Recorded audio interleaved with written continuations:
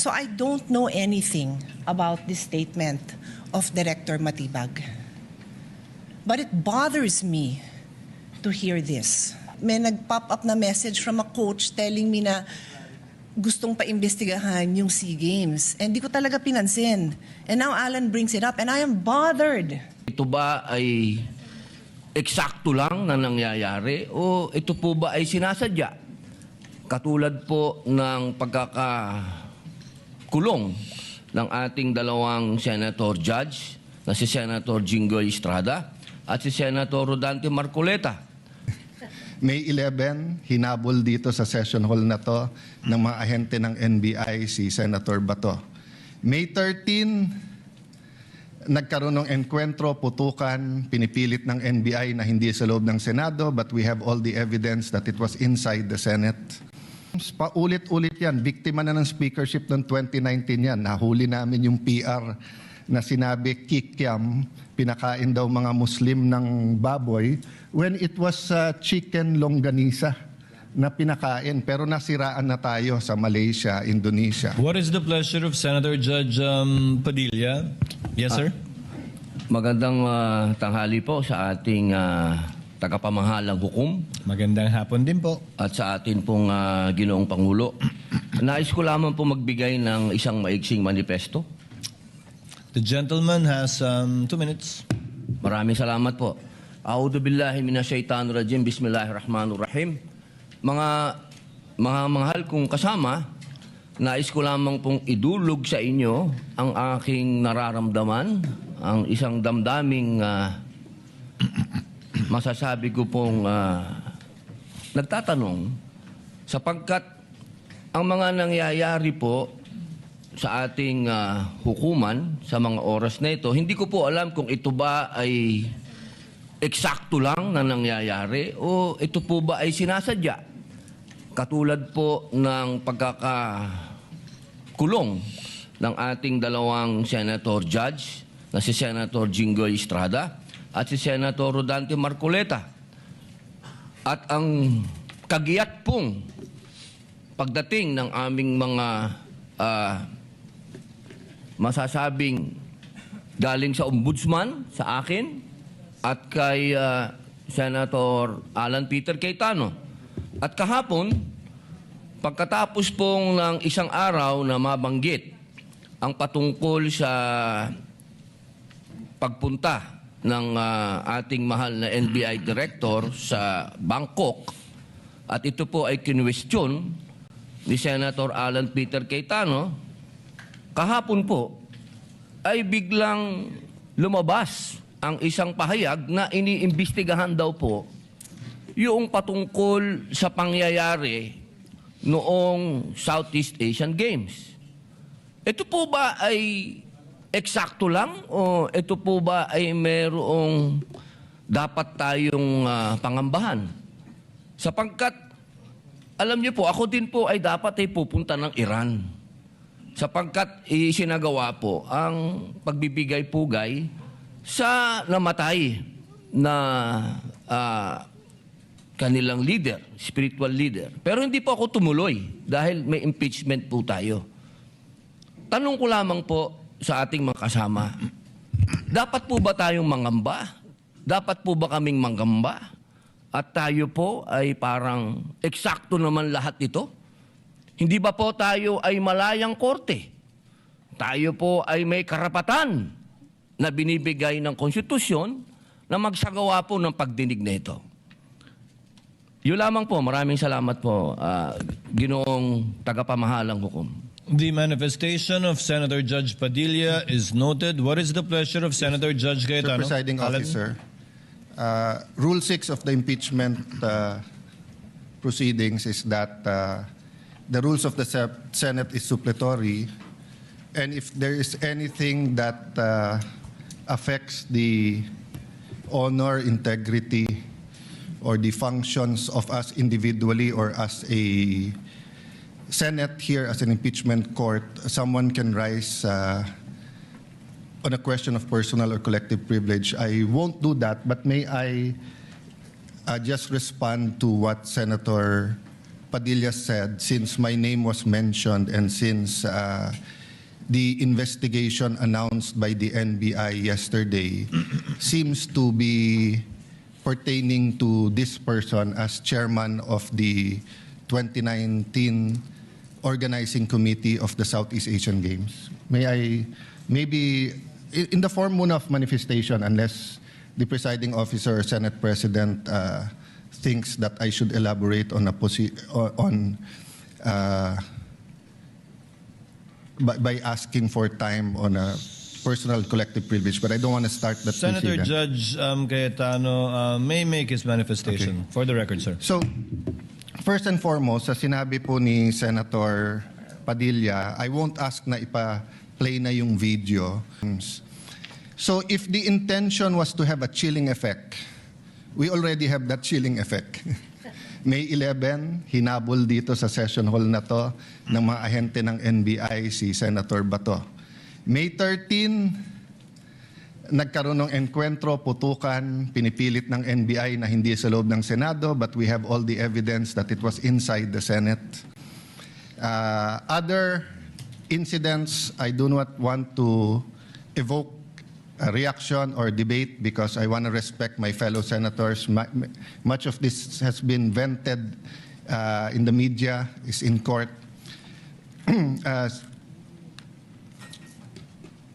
Director Matibag has promised us that he will give us a warrant issued by the ICC, has promised us that he will hold his agents na nanggulpi ng isang OSAA.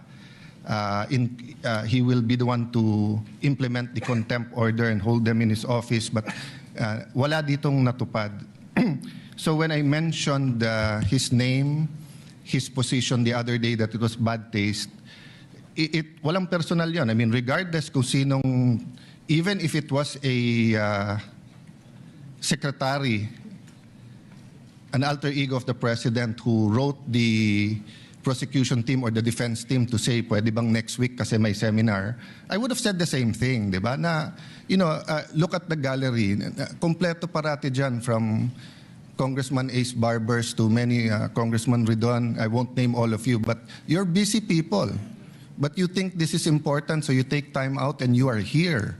Diba? Of course, the prosecution team, you have to be, you are here. We are here, despite of many, many other important things. Not only investigations, not only the flood control, not only the BIR, not only, we're also talking about the nation being prone to volcanic eruption, to yung bagyo, buti, well, nasalanta pa rin tayo ng bagyong Inday. Ibang Inday ang pinag-uusapan natin dito sa impeachment. But still, we are here. So it was in good faith that I said, as an example, mukha namang masama kapag kayong isang bureau head. NBI director is a very important position, but it is a bureau. So if a bureau head, and tignan yung invitation, nakalagay sa invitation, or your representative, and we resolved it. So, aksidente ba na yesterday, suddenly after I mentioned it, and after, during the weekend, many have been talking about na dapat ata hindi 16. So, 21 na lang kami ngayon eh. So, 2/3 of 21 is 7. Pag nabawasan pa kami ng 3, 13 na lang yon. Pero some will argue, mabawasan lang kami ng 1 o 2, baka 13 na rin yun kasi wala naman half person o 3/4 person. So all of these issues are valid. Question, the chilling effect is there, but am I intimidated? Wala na akong choice. Ilalabang ko na to, gagawin ko yun ang dapat kong gawin. Bumaliktad man yung sitwasyon, si President Marcos ang ini-impeach and I felt a certain way, ilalabang ko rin. Chief Justice man ang i-impeach, ilalabang ko rin. But for the record, Mr. President, go ahead and investigate. First of all, that's been investigated many, many times. COA, I'm not sure. I think the Office of the Ombudsman, ang nag-file pa ata, Chief of Staff mo eh. Senator Rob, I'm not sure, but parang may kaso na nun. Senator Drilon quizzed us here. I was Speaker of the House, but I chose to appear before the Senate to be able to answer all of those questions directly. The SEA Games, paulit-ulit yan. Biktima na ng speakership ng 2019 yan. Nahuli namin yung PR na sinabi kikiam, pinakain daw mga Muslim ng baboy, when it was chicken longganisa na pinakain. Pero nasiraan na tayo sa Malaysia, Indonesia. The SEA Games gave us so much honor. So far, it is still the biggest SEA Games in history. Many of our athletes launched their career, even going to gold medals in the Olympics. Our athletic and our yung aquatic natin center in Clark is one of the best in the world. Ang nagsabi nito yung Israeli coach ng isang foreign team doon. But go ahead if you want to investigate. But I just want to put on record, mukhang misfire. Bakit? Yung sinasabi niyang infrastructure na walang bidding, first of all, the procurement law has many modes of procurement. So don't make it appear sa public na just because walang bidding, may anomalya na to. Okay. Secondly, bakit ko sinabing misfire? Hindi po sa I'm referring to Director ng NBI Matibag. I had nothing to do with the infrastructure. The chairman of the committee. In fact, I had to resign from the DFA because I was running for congressman during that time. So dun sa sinasabi ni Director Matibag na may congressional insertion to fund it, it's definitely not me because how could a non-member of the Senate or non-member of the House insert anything? Okay. Dun sa sinasabi niyang infrastructure, it was done by the BCDA. The chairman of the BCDA is one of the closest advisors of the president now. The president of the BCDA is one of the closest advisors and is a secretary now. And he said, medyo kaduda tong kumpanya na nanalo walang bidding. If I'm not mistaken, it's the same company who's making the City Hall of Pasig. Huh? So, I mean, if they want to investigate, go ahead. But by mentioning the organizing committee of the SEA Games, ako po chairman nun. At paninindigan ko po na napakaganda nung nangyari doon. At kung may anomalya, ako unang magagalit. So, go ahead. But my point, Mr. Chairman, honorable members of the court, sa prosecution, to be fair sa prosecution at marami akong kaibigan, I've never felt any intimidation from any of you. I mean, you've continued to be either friends or for those who are former friends but friends. I mean, I don't know if nagkamali lang ako but on the first day, I nodded ng konti kay Senator De Lima. Gumanon din siya. Hindi ko alam kung na-acknowledge because we were friends once upon a time and this is a court. We owe it to each other to be professional, di ba? So wag tayong pumayag na someone like Director Matibag would do that. My point, Mr. President, Mr. Presiding Officer, he could have not announced it and investigated. Imbestigahan mo, tingin mo may mali, imbestigahan mo. But it is unfair to me and unfair to the court that kung kailan siya patatawag siya sa Monday, intimidate mo ako, hindi kita tatanungin sa Monday dahil mag-a-announce ka na iimbestigahan mo. Tapos sasabihin mo may insertion, tapos sasabihin mo hindi liquidated po lahat yun. So, let me talk of unfairness. Hindi ba unfair? Kung ako, babalik na rin ko, sasabihin ko, inimbestigahan ko na rin kahapon Ang sabi sa akin, mainit ang ulo ni Director Matibag kasi may contractor na daw yung binigay na lupa para sa NBI at gusto niya sarili niyang contractor. Oh, would that be fair to him? No. It would be a marites accusation. So that's the same thing he announced yesterday. A marites accusation towards me that affects this court because I am now a senator judge. So I hope this is the last time that I'm going to have to speak about this. But definitely, we've been speaking about this, binabawasan talaga kami. Iniisa-isa. Even yung mga vlogger na malapit sa administrasyon, sabi, 2 down, 3 down, may kasunod na. Di ba? So, Mr. President,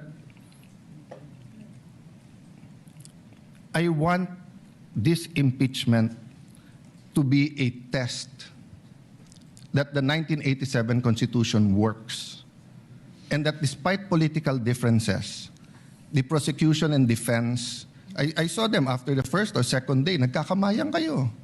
Nagkakamustahan. After the first or second day nung mainit na baliktaktakan dyan sa pre-trial, nagbabatian, di ba? Even in court. So we can't help but be emotional. We can't help but get mad at what we think is disgusting or sometimes crossing the line.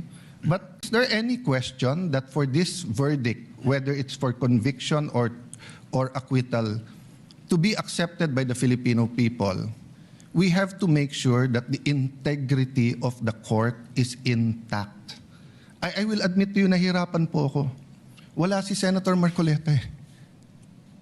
Iilan lang po kaming abogado dito. Si Senator Pangilinan, Senator Cheese, si Aimee is a law graduate, di ba? Pia. Senator Pia, Bam is a second-year law student and I'm encouraging him na tapusin niya. Total review na yung nangyayari ngayon. But it's not easy. 24 lang kami, nabawasan na ng 3. So I hope this issue of the integrity of the court becomes an issue for all of us. No, I'll repeat what I said when I was Senate President. Director, hindi mo kami natibag. So wag mo try itibagin tong representation na to o itong impeachment court because what you're doing is not helping. You investigate whatever you want to investigate. You want to investigate ba't ako nagpatubo ng balbas? Investigate mo, no problem with me. Pero wag mo nang i-announce kasi nga naaapektuhan yung integrity ng court. Thank you for the leeway, Presiding Officer. Thank you, Senator Judge Alan Cayetano. Yes, what is the pleasure of Senator Judge Pia Cayetano? Mr. President, Presiding Officer, I assume most of my colleagues, like me, were busy studying the lengthy memorandum filed by each of the parties. For the record, 30-plus pages, more or less double space yung sa prosecution. Kaya by the time I got to the defense, para na ako maduduling kasi mahaba na nga yung 30 pages na double space, napunta pa ako sa single space. Okay lang yun, kasama sa trabaho yun, pero that's how lengthy the documents were. And I slept at 2 a.m. Hindi kasama to sa explanation ko, di ako nagyayabang or anything, it's our job. And I'm a night person, so normal sa akin yun. And then in the morning, tuloy ulit, sent my staff questions, asked for more details, and then we worked together throughout the morning until it was time to come here. So I don't know anything about this statement of Director Matibag. But it bothers me to hear this. I now remember that I saw a message pop up in my phone which hindi ko nga pinansin kasi nga ito yung important issue ko na pag-aralan ko tong memorandum ng mga parties na inabala nga naman nilang very lengthily and exhaustively na nila dinidiscuss in a written document. But I recall now na may nag-pop up na message from a coach telling me na gustong pa-imbestigahan yung SEA Games. And di ko talaga pinansin. And now Alan brings it up and I am bothered. There is no jurisdiction in the world that allows a judge to be pressured and intimidated. And I ask each one of you, my dear colleagues, payag ba tayo sa ganito? Ganito na ba tayo dito ngayon?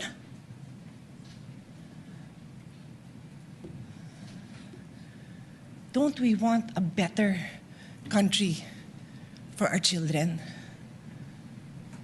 Why would you allow a director who was just called to be a witness next week brag that he's going to investigate? And again, I don't know. So I respectfully request that it be played. Because I want to understand. If I don't have reason to be upset, then thank you, I can focus. I can go back to the business on hand. But right now, I am upset to hear this. And I will stand up for each one of you. I don't care what side you're on. I will stand up for you if somebody tries to intimidate you. So with all due respect, Mr. Presiding Officer, I ask that we play it. I want to see what this witness is doing.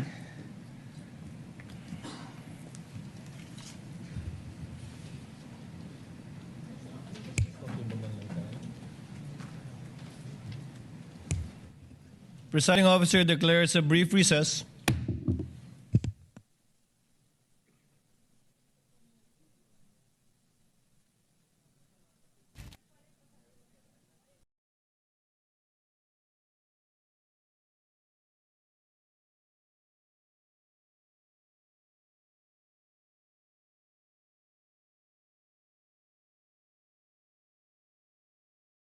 Chair grants the motion of Senator Pia in order for us to be able to move on with the matter on hand for today, which is the oral arguments of the parties.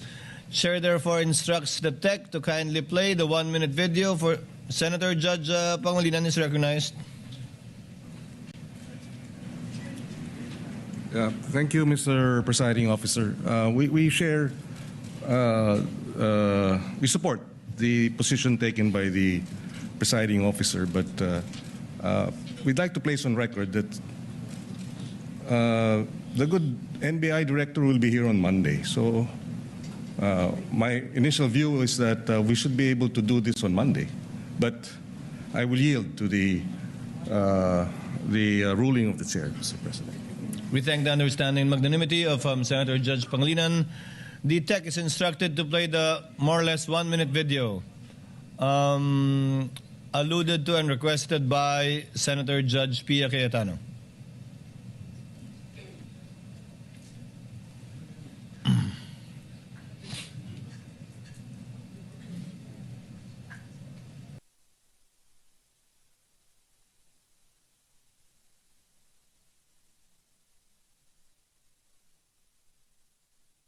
Meron kaming mga kaso na pumasok na bago na dapat namin tingnan.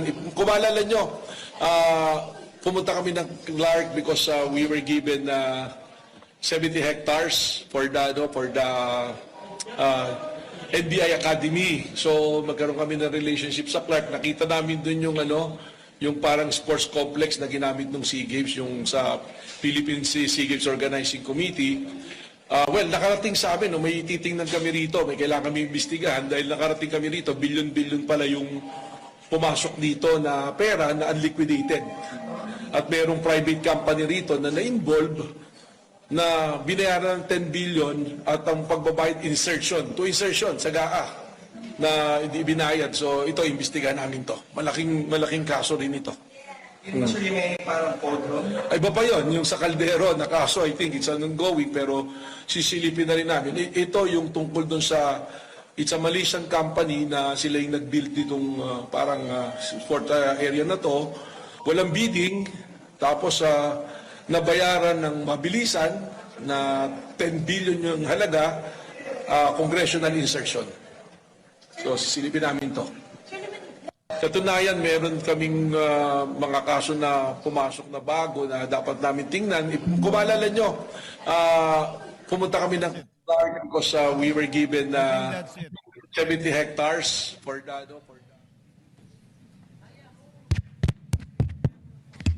Senator Judge Pia Cayetano is recognized. Rest assured, Mr. Presiding Officer and dear colleagues and parties, I will not belabor this point. I will not stay long. But clearly, from the statements of Director Matibag, malaki daw kaso to. Naimbestigahan na niya? Alam niya ng malaking kaso? Paano niya nalaman? So sa akin lang, Mr. Presiding Officer, simple lang eh. What was the intention here? To distract the minority floor leader, who is one of only 2 lawyers right now, because our other lawyer was already carted off somewhere. So dalawa lang kami. So you wanna distract him. So ako na lang ang tatayo dito. Hindi na siya makakapag-aral. Yung ba intention? Because it is clearly the intention. The fact that he has to stand up, the fact that I have to stand up, the fact that Senator Robin has to stand up, he is distracting us from our job. As Senator Alan said, he could do it quietly. Go ahead. Anong purpose niya? Nagyayabang siya? What's the purpose? Is he trying to intimidate us not to ask him tough questions when he is our resource person next week? I do not know. But those statements, those actions are not acceptable. possibly contemptible. So I ask the presiding officer and you, my dear colleagues, let's think about this clearly. I will stop now. As Senator Pangilinan said, we can take this up on Monday. Salamat na pinagbigyan niyo ako na mapanood natin. Pag-isipan natin na gano'n na lang. Pag may pinatawag tayo sa witness stand, abangan natin na magpe-press con na kung ano-ano pagsasabi tungkol sa atin. I didn't have enough time to research.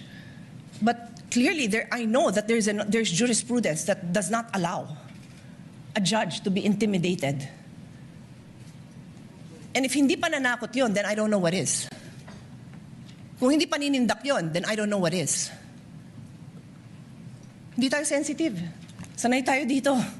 Pero alam din natin kung pinapatamaan tayo, di ba? Alam natin yun. Hindi tayo tanga. O so paano? Sabihin ko ngayon sa kanya, manda ka sa akin ngayon. Pagdating mo, ganun ba? Gaganti na lang ako. Hindi ako ganun. Kilala niyo ako. For how many years ako tumayo dito? Hindi ako nanggaganti. Hindi ako mababaw. Pero I'm asking you, dear colleagues, huwag tayong papayag. The Filipino people deserve better. We deserve better. Thank you.